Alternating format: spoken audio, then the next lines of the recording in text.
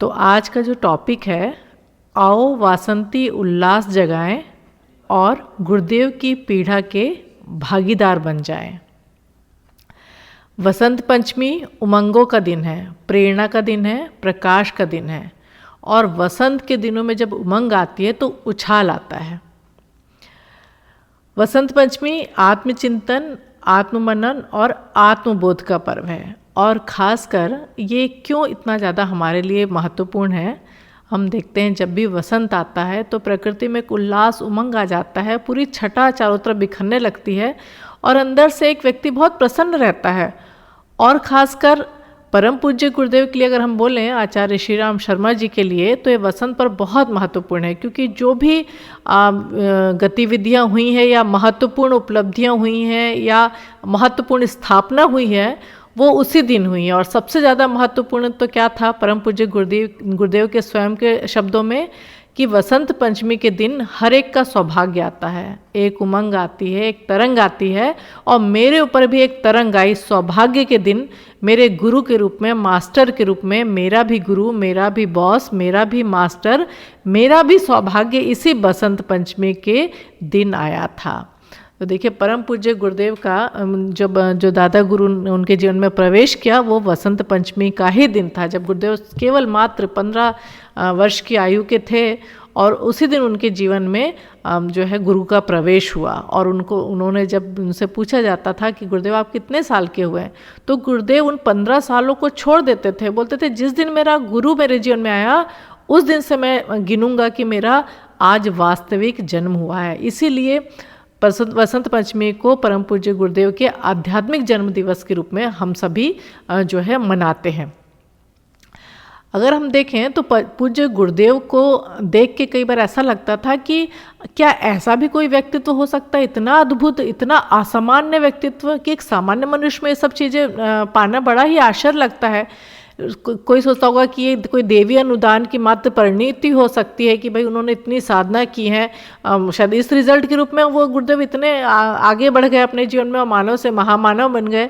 लेकिन यदि हम देखें तो पात्रता, जिसको बोलते हैं ना, पात्रता का मुख्य सहयोग होता है इन चीज़ों में, कि पात्रता अगर यदि विकसित नहीं होती है तो गुरु का इतना अनुदान मिलता नहीं है। और जिस समय गुरुदेव के जीवन में उनके गुरुदेव आए तो उन्होंने कोई भी अपनी इच्छा प्रकट नहीं की और चूंकि किंतु परंतु, लेकिन उन्होंने कोई भी बात नहीं की और उनके अपने गुरु के वाक्यों को ब्रह्म वाक्य मानकर और वो जो उनके गुरु ने चाहा वो करते चले गए। तो आइए इस तरह से हम भी चाहें कि इस वसंत पे क्यों ना हमारे जीवन में भी गुरुदेव का जो वो संदेश है वो इतना ज़्यादा फलित हो जाए कि हम गुरुदेव की पीड़ा को समझ सकें। तो जिस तरह से 1926 में परम पूज्य के गुरुदेव में उनके जीवन में उनके गुरुदेव आए और संदेश लेके आए, आज हम भी जानेंगे कि परम पूज्य गुरुदेव का हम बच्चों के लिए, हम शिष्यों के लिए क्या संदेश है। गुरुदेव यहाँ पे बोल रहे हैं कि जब उनके जीवन में उनके गुरुदेव आए और उन्होंने जो मांगा उनको समर्पित करते चले गए और उनकी जो परीक्षा थी वो परम पूज्य गुरुदेव ने पास कर ली। इस वसंत पर परीक्षा हमारी है, क्या हम वसंत के पुण्य पर्व पर उतने ही सचेत व सजग हैं जितने कि हमारे प्रभु थे, यानी हमारे गुरुदेव थे, जो अपने गुरुदेव के प्रथम मिलन में ही उनके हो गए थे, बिना एक पल की देरी लगाए, और वे जीवन साधना के साधक बन गए थे। साधक के रूप में परम पूज्य गुरुदेव के जीवन का प्रत्येक आयाम प्रेरक है। यानी अगर हम देखें कि जब उनके गुरुदेव उनके जीवन में आए तो वो एक पल भी उन्होंने नहीं गंवाया और जीवन साधना उन्होंने चालू कर दी। तो क्या हमने भी अपने जीवन में वो चीज़, हर साल वसंत आता है, हर साल अपने आप से हम प्रॉमिस करते हैं कि इस बार तो वसंत पंचमी में कुछ अलग हम करके ही जाएंगे, पर क्या ये हो पाया है? अपनी जीवन साधना की प्रारंभिक क्षण से ही उन्होंने अपनी संपूर्ण प्रज्ञा, समूची श्रद्धा और अविचल निष्ठा इस कार्य के लिए झोंक दी थी। गुरु वाक्य उनके लिए वेद वाक्य बन गए थे, गुरु निष्ठा ही उनके जीवन का परिचय पर्याय बन गई थी। तो देखिए, बता रहे हैं कि अपनी संपूर्ण प्रज्ञा, श्रद्धा, निष्ठा उन्होंने गुरु कार्य के लिए झोंक दी और गुरु के वाक्य उनके लिए वेद वाक्य बन गए थे। तो गुरुदेव को हम बोलते तो बहुत हैं कि गुरुदेव को हम मानते हैं, गुरुदेव जो चाहते हैं वो हम करना चाहते हैं, सब चीज़, पर क्यों ऐसा होता है कि हमारी छोटी छोटी जो कमियां हैं, छोटी छोटी कमजोरियां हैं, वो हमारे जीवन में आड़े आ जाती है और हम चाहते हुए भी वो कार्य नहीं कर पाते हैं। जीवन साधना की अभिलाषा करने वाले हम शिष्यगण क्या अपने आप को अपने सद्गुरु पर निछावर कर सकते हैं? क्या हमारे अंदर शिष्य बनने का साहस है? क्या हम अपने निरंकुश अहंकार को मिटा डालने के लिए पूरी तरह से मटिया मेट करने के लिए उतावले हैं? इस पथ पर बढ़ने वालों से बार बार यही कहना है, गुरुदेव बोल रहे हैं कि इस वसंत पर स्वयं की परीक्षा लें और अपने को परखें। तो देखिए जो ये तो ज़्यादातर सबको पता है कि वसंत पंचमी पर उनके गुरुदेव आए थे, उनके 3 जन्मों के दर्शन कराए और क्या क्या बोला, पर ये सब बातें सुन तो बहुत चुके, पर प्रेरणा क्या ली? तो इसीलिए इस वसंत पंचमी पर हम केवल यही आज इसी बात पे हमारा फोकस रहेगा कि आत्मचिंतन, आत्ममनन और आत्मबोध कि क्या सीखा, क्या सीखना चाहिए और क्यों वो नहीं कर पा रहे हैं उतना जो गुरुदेव हमको बताना चाहते हैं और वो अपने गुरु के लिए कर गुजरे। प्राय देखा जाता है कि हम एक और जीवन साधना की बात करते हैं और अपने शिष्यत्व का दम भी बढ़ते हैं, तो दूसरी ओर थोड़े से स्वार्थ के लिए, अहं की क्षुद्रता के लिए मर मिटने के लिए तैयार हो जाते हैं। अरे मारना मिटाना है तो स्वार्थ को मारे, अहं को मिटाए। शिष्य का परिचय तो बस उसका गुरु होता है। तो देखिए ये जो हमारी जो जीवन में रोज की हमारी जो प्रॉब्लम्स आती है ना, कि हम बार बार चिंतन करते तो भी समझ नहीं आता।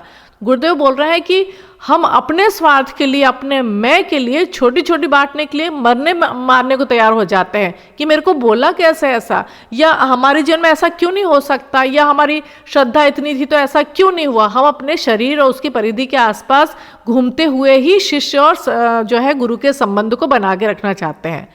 गुरुदेव बोल रहे हैं आपको मारना है तो अपने अहं को मारे और आपके परिचय में हमारा परिचय दिखना चाहिए। जब आपसे कोई लोग बात करें तो उनको ये समझ आना चाहिए, उनको ये लगना चाहिए कि यार कहीं तो कुछ अलग है इस व्यक्ति में। और हमारे जो बोलते हैं हम, जो हमारे पूरे व्यक्तित्व से गुरुदेव की झलक आनी चाहिए। कुछ ऐसी बातें निकलनी ही चाहिए कि सामने वाला पूछने के लिए मजबूर हो जाए कि भाई आपके जीवन में ऐसा क्या हो गया है कि वसंत की तरह आपके जीवन में इतना उत्साह है, उमंग है। इस वसंत की गुरुदेव बात कर रहे हैं। कब चाहा उन्होंने मान सम्मान, कब परवाह की उन्होंने अपनी पहचान की, और कब उनकी राह में आड़े आई अपने अहम की चट्टान। बस एक ही धुन थी उन्हें, अपने गुरु का काम। श्री गुरु के लिए अपने को मिटा देने की उत्कट व तीव्रतम भावना ही उनका परिचय थी। तो यहाँ बोल रहे हैं कि जिस तरह से गुरुदेव के जीवन में कहीं कुछ नहीं था, उनको सिर्फ अपने गुरु जी का काम और गुरुदेव ने क्या कहा वो सूझता था। इसीलिए अब वैसा समय नहीं है कि एक जैसे बच्चे को बार बार समझाते हैं, हमको एक बोलते हैं ना जिम्मेदार, एक जवान व्यक्ति बनना पड़ेगा जिस पे गुरुदेव अपने जो चाहते हैं उसकी जिम्मेदारी डाल सके। हम ये सोचने में मजबूर करें कि क्या वसंत पंचमी को गुरुदेव ने अपने आप को ऑफर कर दिया था, अपने आप को जिस तरह से पूरा, हमारे पास क्या कुछ गुरुदेव के चरणों में समर्पित करने के लिए कुछ है? तो यहाँ बोल रहे हैं कि जिस तरह से जब पुल बन रहा था और गिलहरी अपनी कंधे पे थोड़ी सी रेत लेके मिट्टी पे लेके जाती थी और उस पुल जो समुद्र था उसमें झिड़क देती थी, तो कई बार जो वहाँ पे भगवान राम के साथ, श्री राम के साथ जो वानर थे, रीछ थे और सब थे, तो वो कई बार हंसते भी थे कि तू ये क्या कर रही है। तो देखिए गिलहरी ने कितना अच्छा जवाब दिया कि मैं और कुछ नहीं कर सकती, पर अपने हिस्से की धूल तो झिड़क सकती हूँ वहाँ पे, अपने हिस्से की मिट्टी तो डाल सकती हूँ, क्या पता है थोड़ा थोड़ा करके कुछ तो मैं काम आ सकती हूँ भगवान के। और उसके बाद उसका क्या परिणाम मिला कि भगवान श्री राम ने और उसको अपने हथेली पे लिया और उसके ऊपर अपनी जो है प्यार से उसके ऊपर हाथ फेरा उसके। तो आज भी हम देख सकते हैं कि जो गिलहरियाँ होती हैं भारत में, जो गिलहरियाँ हम देखते हैं गिलहरी हाथ में लेके कि उसके ऊपर जो है निशान बना रहता है। तो क्या हम एक इतना जुड़ने के बाद गुरुदेव से गिलहरी भी नहीं बन पाए? अपने हिस्से की हम क्या धूल झाड़ पाए? अपने हिस्से क्या मिट्टी झाड़ पाए गुरुदेव के कार्य में? तो ये आत्मचिंतन का विषय है। इसीलिए वसंत पंचमी का त्यौहार आता है कि इतनी उमंग उत्साह गुरुदेव ने भरी और क्या हम एक मिट्टी झाड़ने लायक गिलहरी भी नहीं भर पाए? गुरुदेव और क्या कहना चाह रहे हैं कि ऐसे सफलतम व्यक्ति के रूप में तुम स्वयं को गढ़ने, निखारने, संवारने, देखने व अनुभव करने की कोशिश करो, जो साहसी है पर साथ ही विवेकवान भी, विनम्रता जिसका परिचय है, जिसका चरित्र वासंती तप के संदेश की भांति सुगंधित है और जिसमें अपार धीरज के साथ अनवरत श्रम करने की योग्यता हो। तो देखिए गुरुदेव क्या बोल रहे हैं कि हम वो गिलहरी या हम वो परिजन कैसे बन सकते हैं जो गुरुदेव चाहते हैं, प्रज्ञा परिजन। बोल रहे हैं कि आप अपने आप को गढ़ो, निखारो, संवारो, और ये वही कर सकता है जो साहसी हो, विवेकवान हो, विनम्रता हो और चरित्रवान हो, और जिसके अंदर धीरज हो और जिसके अंदर श्रम करने की योग्यता हो, और साथ ही अपना संपूर्ण प्रयत्न करने के बाद भी यदि आपको कोई ठोकर लगती है तो आपको अपना लक्ष्य जो है वो याद रहना चाहिए और आपके जीवन में कोई भी असफलता आपको हिला ना पाए। तो देखिए कितनी बड़ी बात यहाँ गुरुदेव हमसे मांग रहे हैं। तो क्या ऐसा होता है हम तो थोड़ा सा कोई प्रॉब्लम क्रिएट करें, थोड़े से कोई दुख जीवन में आए और तुरंत हमको याद भी नहीं रहता हमको करना क्या, हम तो अपने ही इर्द गिर्द और हमको ही बहुत तकलीफ हो गई यही हम याद रखते हैं। तो गुरुदेव ने यहाँ पे कितने अच्छे से बताया, हम उनके अपने गुरुदेव से हम सीखें कि कितने कष्ट नहीं आए होंगे, लेकिन क्या हुआ गुरुदेव क्या रुक गए? अगर गुरुदेव रुक जाते और सोचते ये तो बहुत प्रॉब्लम हो रही है, मेरे को बहुत कष्ट हो रहा है इस रास्ते पे, तो आज ना गायत्री परिवार होता, ना आज हम प्रज्ञा परिजन कहते और ना आज हम बड़े सौभाग्य से कहते कि इतना सामर्थ्यवान गुरु के हम शिष्य हैं। गुरुदेव बोल रहे हैं यह ठोकर यह चोट तो बस पल भर की बात है, असफलता तो क्षणिक है, अंत में सफलता सुनिश्चित है। तो गुरुदेव बता रहे हैं कि बेटा ये जो ठोकरें चोट लगती है थोड़ी सी बात है, ये तो आपको बार बार आपकी टेस्टिंग के लिए आता है जीवन में कि आप कितना गुरुदेव के हो गए, या आप बार बार बोलते हो कि हम तो अपने गुरुदेव के हो गए। गुरुदेव का होना इतना आसान नहीं है, इतनी छोटी चोट इतनी छोटी ठोकर से हमको हिलना नहीं है, डगमगाना नहीं है। बोल रहे ये तो क्षणिक है लेकिन आपकी सफलता सुनिश्चित है और जीवन साधना की चरम सिद्धि पर तुम्हारा और केवल तुम्हारा ही अधिकार है और इसको कोई टाल नहीं सकता। और गुरुदेव क्या बोल रहे हैं, तुम्हें चरम शिखर पर पहुंचाने का दायित्व मेरा है। गुरुदेव इतना ज़्यादा हमको जो है एक आश्वासन दे रहे हैं, हर चीज़ गुरुदेव हमको बोल रहे हैं, तो हमको किस बात की चिंता है? गुरुदेव बोलते हैं हम किसी के ऋणी नहीं रहेंगे, 1000 गुना करके लौटाएंगे, जबकि हम तो शायद गुरुदेव के लिए 1% भी नहीं कर पाए जो उन्होंने अपने गुरु के लिए किया। जब गुरुदेव का इतना आश्वासन है तो हमको किस बात की चिंता है, किस बात का हम इंतजार कर रहे हैं? समय तो निकला जा रहा है, कोई हम नहीं करेंगे तो कोई दूसरा कर लेगा और उसको ही उतना गुरुदेव का और ज़्यादा प्यार मिलेगा। प्यार तो गुरुदेव ने कहा सबको मिलेगा, पर अगर हम गुरुदेव के विशेष बच्चों की श्रेणी में आना चाहते हैं जिनको उन्होंने मणिमुक्तक कहा है, जागृत आत्माएं कहा है, तो फिर हमको भी कुछ करना पड़ेगा। गुरुदेव ने क्लियर कहा है कि जब भी तुम असहाय अनुभव करोगे तो हमारा हमेशा हाथ तुमको अपने सिर पर महसूस होगा। अब गुरुदेव के जो ये शब्द हैं इस वसंत पर्व पर हम सबको शिष्यों के लिए परम ऊर्जा और परम साहस का स्रोत है, तो फिर हम किस बात का हम लोग इंतजार कर रहे हैं? तो निश्चित रूप से हमको ये सोचना चाहिए कि जो ये वसंत पर्व आया है ये खाली ना चला जाए। युग ऋषि ने अपना आध्यात्मिक जन्म दिवस वसंत पर्व को मनाया और उसे हर दृष्टि से सार्थक किया। क्या हम गुरुदेव का जो वसंत पर्व आता है उसको सार्थक बना पाते हैं? जो उन्होंने चाहा वो सोच पाते हैं? युग ऋषि के जीवन उद्देश्य रहे युग निर्माण अभियान में जिस प्रौढ़ता परिपक्वता की उम्मीद की जाती है उसे विकसित करना हम सबका पवित्र कर्तव्य है। तो देखिए गुरुदेव ने जो युग निर्माण योजना बनाई, कितनी बड़ी योजना, हम तो घर की छोटी छोटी चीज़ों की भी योजना पूरी नहीं कर पाते हैं। उन्होंने उसमें कोई भी ऐसी चीज़ नहीं छोड़ी जिससे सशक्त राष्ट्र का निर्माण हो सके या व्यक्ति के अंदर, अगर हम इसको शॉर्ट में कहना चाहें तो मनुष्य में देवत्व का उदय और धरती पर स्वर्ग का अवतरण, ये गुरुदेव की कल्पना रही है। और जिसको पूरा कौन करेगा? जैसा बोलते ना, हर एक सेना का एक सेनापति होता है, हर एक पार्टी का एक नेता होता है, पर क्या नेता हर कुछ पूरा कर पाता है या वो सेनापति जाके खुद लड़ लेता है? नहीं, उसके साथ सैनिक साथ में जाते हैं। परम पूज्य गुरुदेव चाहते तो सब अकेले कर सकते थे, इतना उनको ज़्यादा जो है साधना का फल उनके गुरु ने दिया और जो उनका समर्पण रहा। लेकिन गुरुदेव हमको सबको लेके चलना चाहते हैं, लेकिन यदि सैनिक तैयार नहीं है, उसको हमेशा बेल्ट बांध के वो तैयार नहीं है कि गुरुदेव जब आप बोलेंगे तब हम जाके अपने सिर को कटाने को तैयार हो जाएंगे, तो फिर जीत कैसे होगी हमारी? तो यहाँ पे यही बता रहे कि गुरुदेव ने जो युग निर्माण योजना बनाई है, इसमें यदि हम एक छोटे से गिलहरी की, छोटे से सैनिक की भूमिका, सृजन सैनिक की भूमिका अदा करना चाहते हैं तो अपने आप को हर तरह से वो सब तैयार करें जैसा हमारे गुरुदेव चाहते हैं। ऐसे ही गुरु ऋषि को करे नमन, जागृत वसंत जिनका जीवन। बार बार हम गुरुदेव को सिर तो झुकाते हैं, लेकिन जिनका जीवन वसंत के दिन इतना जागृत हो गया था कि वो वसंत उनके जीवन में हर पल दिखता रहा। हर वसंत पर, पंचमी पर उन्होंने कुछ न कुछ ऐसी जो है बोलते हैं ना उपलब्धि हासिल की। अगर हम बोलें तो युग निर्माण योजना के जो परम पूज्य गुरुदेव का आध्यात्मिक जन्म दिवस है, गायत्री तपोभूमि का शिलान्यास इस दिन हुआ था, सहस्त्र कुंडी जो यज्ञ हुआ था वो भी उसी दिन हुआ था, अखंड ज्योति भी उसी दिन चालू हुई। जितने गुरुदेव ने आर्ष ग्रंथों का अनुवाद किया, जितने भी, वो सब उसी दिन किया। तो इस दृष्टि से हम देखें तो एक तरह से इस आंदोलन अभियान का जन्मदिन है ये, कि युग निर्माण परिवार का इसी दिन जो है जन्म हुआ था। तो कितना ज़्यादा हमारे लिए इम्पोर्टेंट ये दिन है। अब हम बोलते हैं हमारा प्यार तो गुरुदेव के लिए बहुत सच्चा है, किंतु इसमें कोई शक नहीं है कि युग ऋषि के प्रति हमारा प्यार सच्चा है, किंतु अभी समय की चुनौतियां स्वीकार करके उनके प्रामाणिक सहयोगी बनने के लिए पर्याप्त नहीं है। प्रामाणिकता की बात की जाती है, प्रामाणिक बने। जब हम बोलें तो लोग उसको समझे, पर ऐसा होता क्यों नहीं है? प्रामाणिक बनने के लिए बहुत सारे बोलते हैं ना कि चरणों से गुजरना पड़ता है।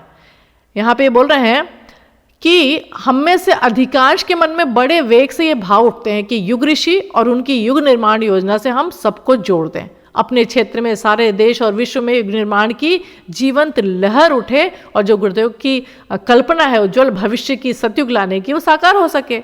लेकिन उस कार्य को चाहते हुए भी हम क्यों नहीं आशा के अनुरूप अंजाम दे पा रहे हैं? कारण यही है कि एक अच्छी भावना, एक अच्छी चाह को पूरा करने के लिए व्यक्तित्व में जो प्रौढ़ता, समर्थता चाहिए, उसे हम विकसित नहीं कर पा रहे हैं। तो पूज्य गुरुदेव जो है वो बोलते हैं ना अविकसित, हम अभी तो पूरी तरह विकसित नहीं हुए हैं, तो गुरुदेव कैसे बाहर डाल दे? हम तो थोड़ी सी अखंड ज्योति पहुंचा देते हैं या थोड़ा सा बोल देते हैं कि भाई चलो स्वाध्याय में आना, या यज्ञ करा लेते हैं, थोड़ा बहुत पढ़ लिया, कुछ कर लिया, तो सोचते हैं हमने बहुत कुछ कर लिया।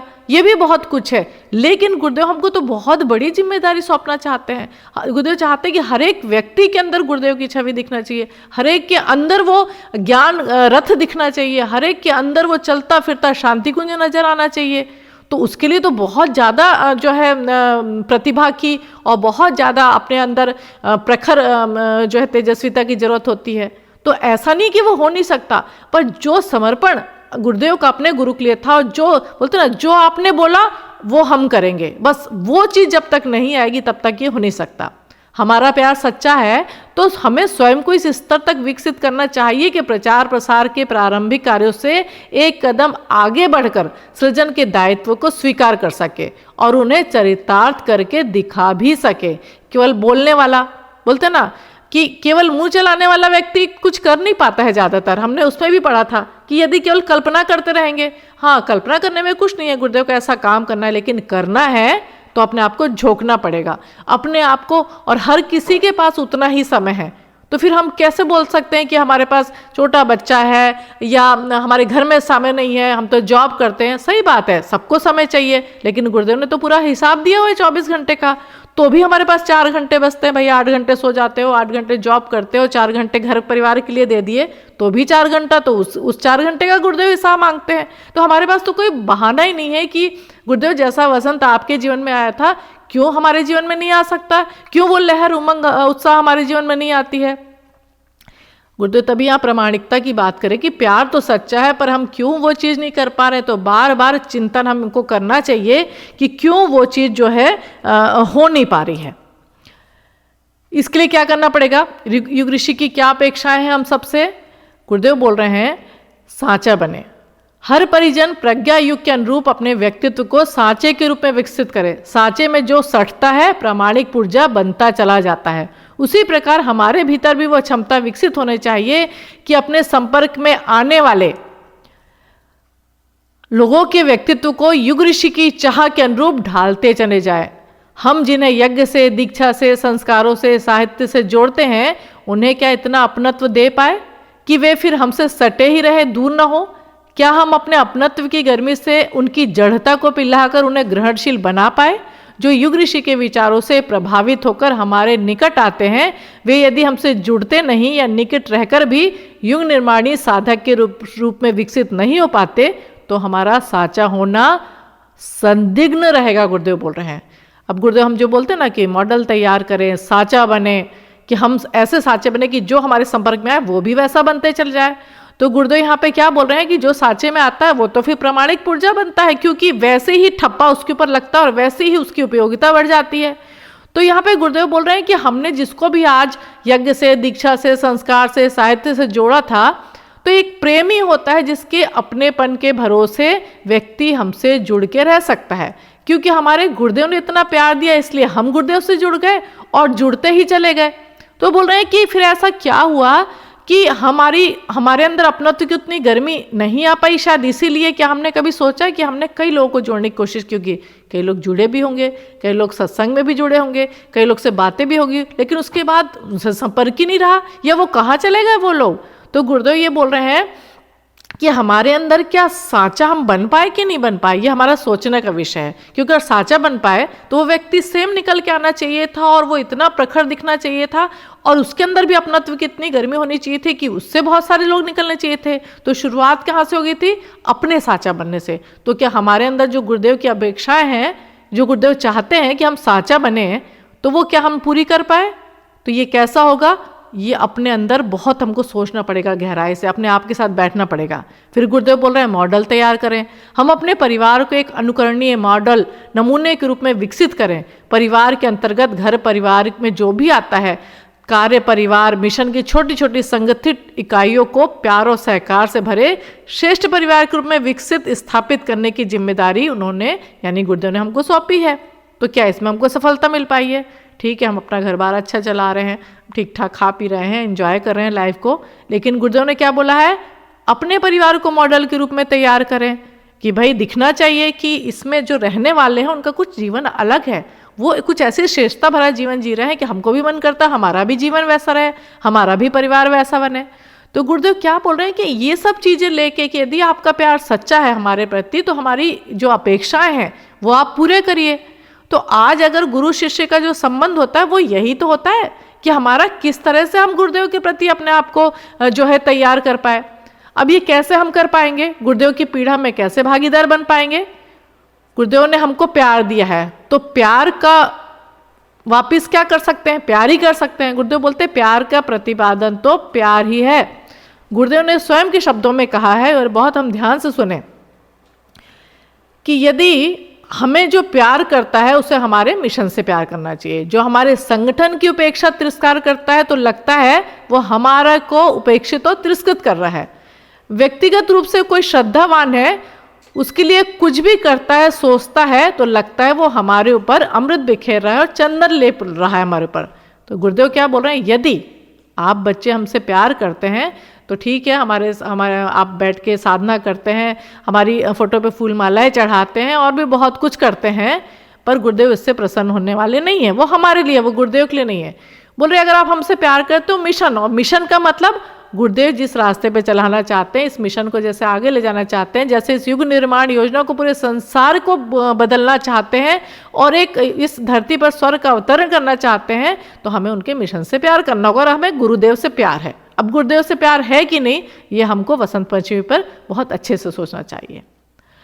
गुरुदेव बोल रहे हैं अगर हमारे मिशन से कोई प्यार करता है तो हमको लगता है कि हमारे ऊपर वो चंदन का लेप लगा रहा है, किंतु यदि केवल हमारे व्यक्तित्व के प्रति श्रद्धा है, शरीर से मोह है और उसी की प्रशस्ति की पूजा की जाती है, यानी केवल हम गुरुदेव की बढ़ाई करते रहें, गुरुदेव आपने ऐसा किया, और हमारे व्यक्तित्व के प्रति श्रद्धा है, शरीर से मोह है कि हमारे गुरुदेव हैं, उन्होंने ऐसा किया वैसा किया, तो और यदि मिशन की बात ताक पर उठाकर रख दी जाती है तो लगता है कि हमारे प्राण का तिरस्कार करते हुए मृत शरीर पर पंखा डुलाया जा रहा है। गुरुदेव तो एकदम दो टूक बात करते हैं कि ये सब ठीक है, आप ये साइड में रखो ये बातें, आप हमारा काम करो। अब गुरुदेव और क्या बोल रहे हैं? अपने विशाल परिवार में कहीं सच्ची आत्मीयता का कितना अंश विद्यमान है, यह जानने की इच्छा होती है। हमारे आत्मीयता की एक ही कसौटी है कि हमारा दर्द किस किस की नसों में कितनी मात्रा में कितना भरा, और कितने के अंदर वो चिंगारियाँ, कितने के अंशों में किसके कलेजे में सुलगने लगी, किसने हमारे प्राणों से सींचे गए संगठन को मजबूत बनाने का संकल्प किया, और कौन स्वार्थ और अहंकार का बलिदान कर इस संगठन के लिए समर्पित हुआ। तो देखिए गुरुदेव सीधे सीधे बोल रहे हैं, क्या आपके अंदर वो वेदना आ पाई, क्या आपके अंदर वो चिंगारी जल पाई हमसे जुड़ने के बाद कि हम भी क्या कर गुजरे इस संसार को और सुंदर बनाने के लिए, क्या हम किसी के दुख को दूर करने के लिए और क्या कर गुजरे, उसको बोलते ना। इसलिए हमको ये कहना चाहिए कि गुरुदेव अनुदान वरदान जो मांगे उनको दे देना, केवल अपने अंतर की पीढ़ा में हिस्सा हमको दे देना। तो इसीलिए बार बार हमको गुरुदेव ये जो है याद दिला रहे हैं कि हमको करना क्या है। इसी और जो अभी शांति कुंज के भी 50 साल पूरे होने जा रहे हैं, इसीलिए स्वर्ण जयंती समारोह मनाया जा रहा है। तो हमारी कितनी ज़्यादा भागीदारी हो सकती है इन सब चीज़ों में, ये हमको जो है ध्यान रखना चाहिए। हम आज इस वसंत पर्व पर उन्हें कभी ना भूलने का आश्वासन दें। हम में से प्रत्येक की अंतरात्मा उनसे कहे कि हे गुरुदेव, हमारे जीवन का प्रत्येक क्षण आपको अर्पित है। हमारे कर्म, हमारी भावनाएं, हमारे विचार, हमारी प्रतिभा, यदि कुछ भी है तो वे आपके श्री चरणों में समर्पित है। व्यक्तिगत स्वार्थों से ऊपर उठाकर हमें व्यापकता प्रदान कीजिए गुरुदेव। हमारे क्षण क्षण अपने कार्यों में नियोजित करने दीजिए गुरुदेव। इस वसंत पर्व पर हम अपनी चेतना को आप में विसर्जित करते हैं। अब आप ही हमारे माध्यम से एवं हमारे भीतर से इन सारे कार्यों को करें। इस वसंत पर आप हमें भी वसंती रंग में रंग दे गुरुदेव। हम भी साधना का वसंत हो जाएं गुरुदेव। यही भावना, यही प्रार्थना, यही समर्पण हम बार बार आपको अर्पित करते हैं, तो ही हमारा वसंत पर्व मनाना सार्थक है। यही हम गुरुदेव से प्रार्थना करते हैं कि गुरुदेव इस वसंत पर्व पर जैसे आपके गुरुदेव आपके जीवन में आए और आपका जीवन वासंती होता चला गया, हम भी यही प्रार्थना करते हैं कि आप इस वसंत पर हमारे अंदर ऐसी वेदना, ऐसी उमंग उत्साह जगा दें कि आप हमको पाके गौरवान्वित हो, जैसे कि हम आपको पाके गौरवान्वित रहे हैं। तो यही गुरुदेव से प्रार्थना है। जय गुरुदेव।